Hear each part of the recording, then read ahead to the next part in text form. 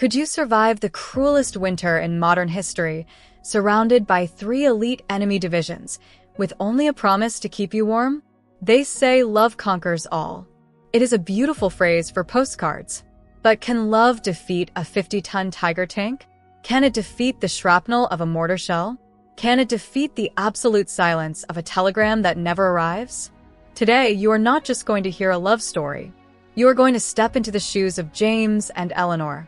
You will smell the grease and honeysuckle of Nashville in 1941, and you will taste the metallic tang of blood in the snow of Belgium in 1944. This is the story of how a simple object in the pocket of a dirty uniform defied death itself. To understand the hell that would come later, we must first understand the paradise that was lost. Our story begins in Nashville, Tennessee. The year is 1941. The world was already burning in Europe, but in the American South, the war was still just a distant headline in the newspapers that old men read on their porches. Nashville back then was a city that lived by its own rhythm. It was the smell of cured tobacco mixed with the aroma of roasted coffee drifting from the Maxwell House Hotel on 4th Avenue.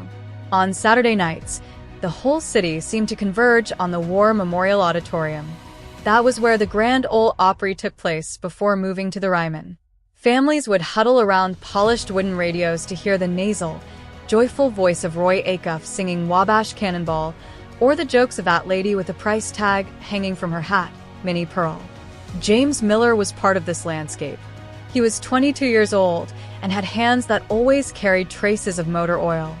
He worked at his father's shop near Broadway, fixing the Fords and Chevrolets that were beginning to dominate the roads. James was a man of few words. He preferred listening to a car engine over making speeches. He believed that if something was broken, it could be fixed with patience and the right tool. On the other side of town was Eleanor Davis. She taught 3rd grade at the local elementary school and had that kind of beauty that didn't ask for permission to be noticed. Eleanor loved the movies. She was always quoting lines from Sergeant York, the film that had just come out telling the story of a Tennessee hero from the First World War. Little did she know how much life would cruelly imitate art. They met on a Sunday at Centennial Park, right in front of that immense replica of the Greek Parthenon that looks so out of place in the middle of the American South. James was trying to fix the chain on his nephew's bicycle. Eleanor was sitting on a nearby bench, grading arithmetic tests. When the chain slipped from James's hand and rolled to her shoes, their fate was sealed. It wasn't a love of explosions. It was a love of slow construction, like the songs played on the radio. There were long walks holding hands down Church Street, trips to the cinema to see the newsreels that played before the movies, and dinners where James, shyly, spoke about how he wanted to build a new porch for her parents' house.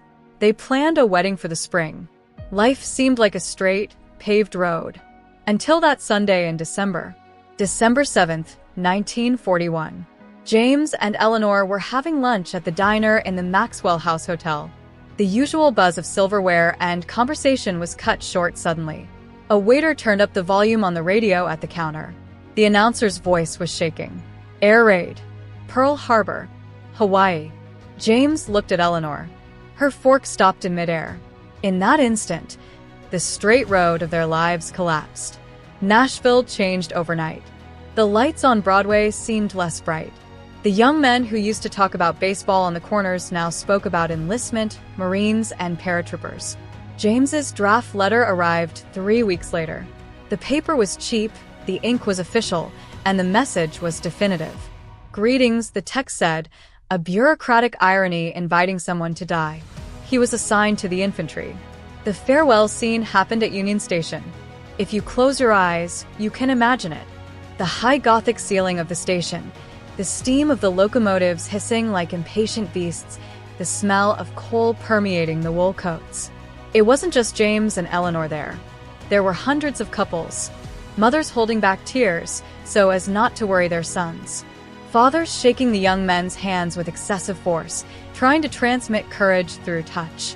James pulled Eleanor to a corner, away from the crowd. He took something small and golden from his pocket. It was a brass compass, old, with the glass slightly scratched. My grandfather used this in the war against Spain, James said. It always points north. but I want you to keep it. Because no matter where they throw me, Ellie, my north will always be here. In Nashville. In you. Eleanor held the compass so tightly that the metal marked the palm of her hand. In exchange, she took a small photo from her purse. It was a black and white portrait where she was smiling with her hair down. On the back, she wrote just one sentence. Come back to fix the porch. It was their code. A way of saying we have a future. The train whistle blew. That sharp, metallic sound that cuts through the soul. The last kiss tasted of salt and desperation. When the train left, taking James into the darkness of Europe, Eleanor stayed on the platform until the smoke dissipated and only the emptiness of the tracks remained. Months turned into years. 1942. 1943. War was not just battles, it was an endless wait. In Nashville, Eleanor's life became a routine of silent sacrifices. The government introduced ration books, red stamps for meat, blue stamps for canned goods. Eleanor learned to perform miracles in the kitchen. She made the famous war cake, a recipe you might never have heard of, but which was the flavor of that era. No eggs, no milk, no butter. Just flour, water, brown sugar, raisins, and a lot of hope that it would taste like something good. She spent her nights knitting olive green wool socks, listening to the Grand Ole Opry, which had now moved to the Ryman Auditorium in 1943. When Ernest Tubb sang Walking the Floor Over You, Eleanor looked at the empty chair in the living room and felt the weight of absence. She wrote letters every night. The famous female. They were letters written on special forms that were photographed onto microfilm to save space on cargo planes. Her words were reduced to centimeters of film, flew over the ocean, and were printed again at the front. While Eleanor fought homesickness with knitting needles, James learned to be someone else. The gentle mechanic learned to disassemble an M1 Garand rifle in seconds, in the dark. He learned that the sound of a dry crack meant a sniper, and that a growing hiss meant artillery. He landed in France shortly after D-Day. War was not like Hollywood movies. There was no heroic soundtrack. There was mud. There was the sickly sweet smell of dead cattle bloating in the fields. And there was fear. A cold fear that lived in the gut and never went away. James had a ritual. Every night, before trying to sleep in some hole dug in the ground, he would take out Eleanor's photo. The image was already getting worn at the edges. He talked to her in whispers. Today we got fresh eggs at a farm, Ellie. You should have seen the sergeant's face. Or he would say, it's been raining for 3 days. My feet are numb, but the compass says you are 4,000 miles in that direction. Eleanor's letters were his oxygen. Dear James, she wrote in October 1944. Autumn came early. The trees in Centennial Park are all golden. I went to the cinema to see Going My Way with Bing Crosby. I cried at the end. I saved your slice of birthday cake, but I think I'm going to have to eat it for both of us. Please keep your head down. December 1944. James and his unit were sent to a quiet region in Belgium, an area of dense forests called the Ardennes. Allied command thought the Germans were defeated, retreating. They were wrong. Terribly wrong. Winter arrived with biblical fury. It was the coldest winter in Europe in 50 years. The snow fell so thick you couldn't see the tip of your own nose. And then, on December 16th, hell opened up. Hitler launched his last desperate gamble, a massive counteroffensive of 200,000 men and hundreds of tanks to split the Allied armies. James's unit was caught by surprise. They were dug in near a forested ridge.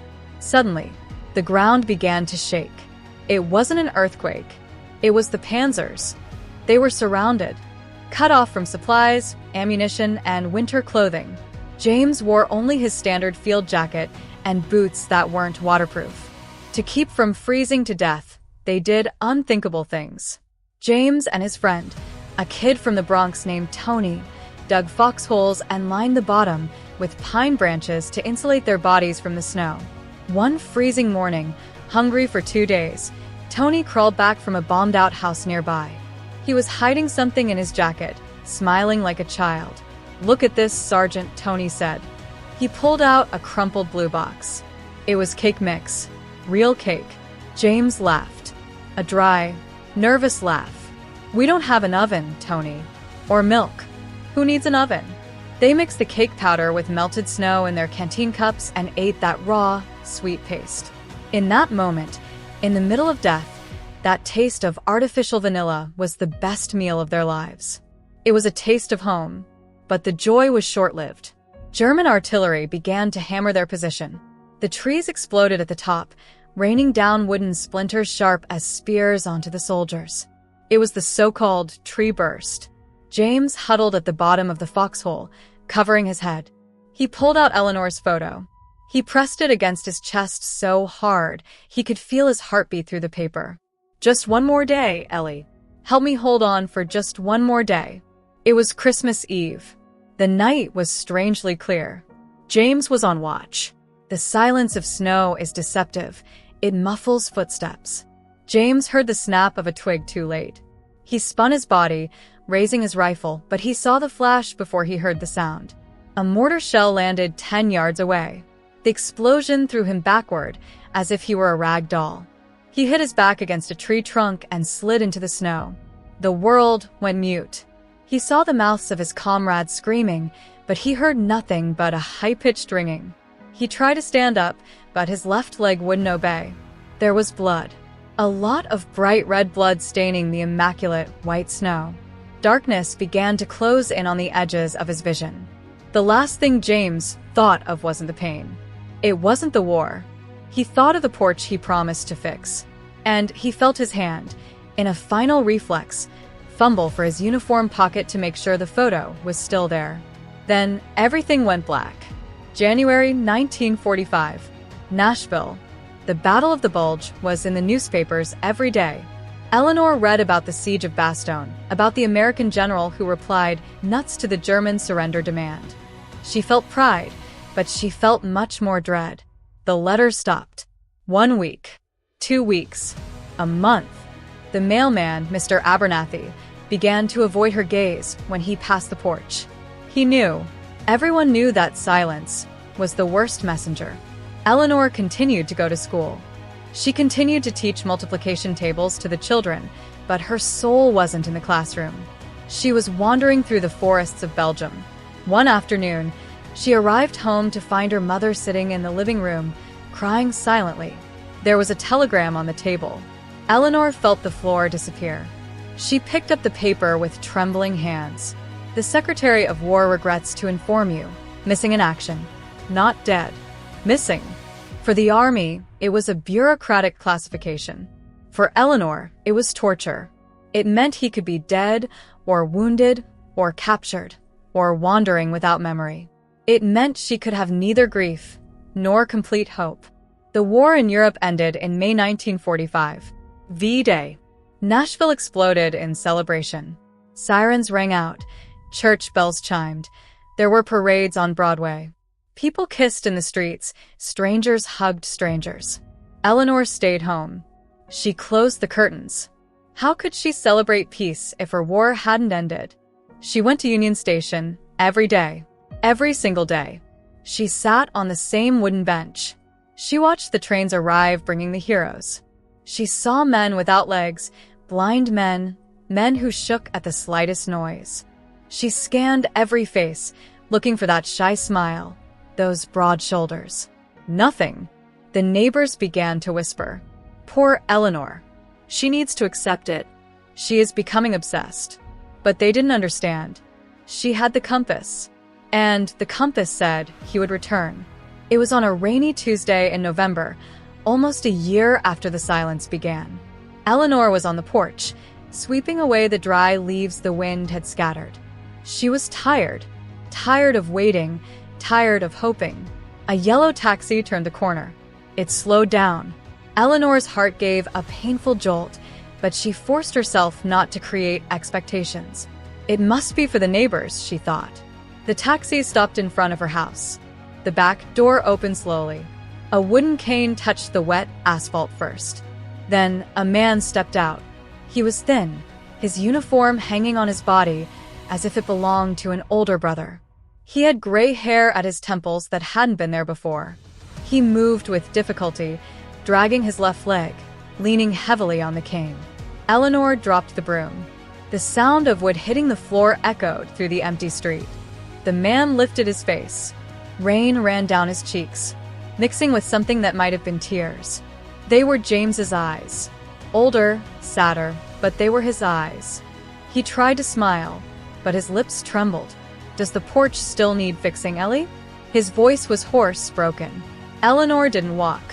She ran. She stumbled down the steps, ignoring the rain, ignoring everything. She crashed into him with desperate force.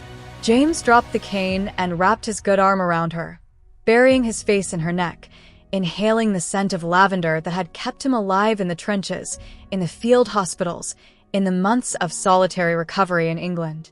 They fell to their knees on the wet sidewalk, embracing, sobbing. An ugly, loud, liberating cry. James reached into his pocket with difficulty. He pulled out a piece of paper.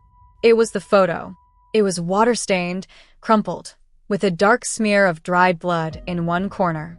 But her smile was still there. "She brought me back," he whispered. "You brought me back." James and Eleanor didn't have an immediate fairy tale ending. The war came back with him in his nightmares. There were nights he woke up screaming, thinking he was back in the snow of the Ardennes. But Eleanor was there. She held his hand until the ghosts went away. They rebuilt the porch together. They had 3 children. They grew old listening to the Grand Ole Opry on the radio, holding hands in that same living room. Their story teaches us something we often forget in history books. War destroys maps, topples empires, and kills millions. But there is one thing, a single thing, that neither tanks nor cold, nor death can destroy: the promise of true love. They proved that as long as there is someone waiting, the way back home never disappears. And you? Who is your north? Who is the person who would make you cross a winter of bullets and ice just to see one more time? If this story touched your heart, leave a comment saying "I believe." Share this video with your compass. Subscribe to the channel for more stories that history forgot to tell.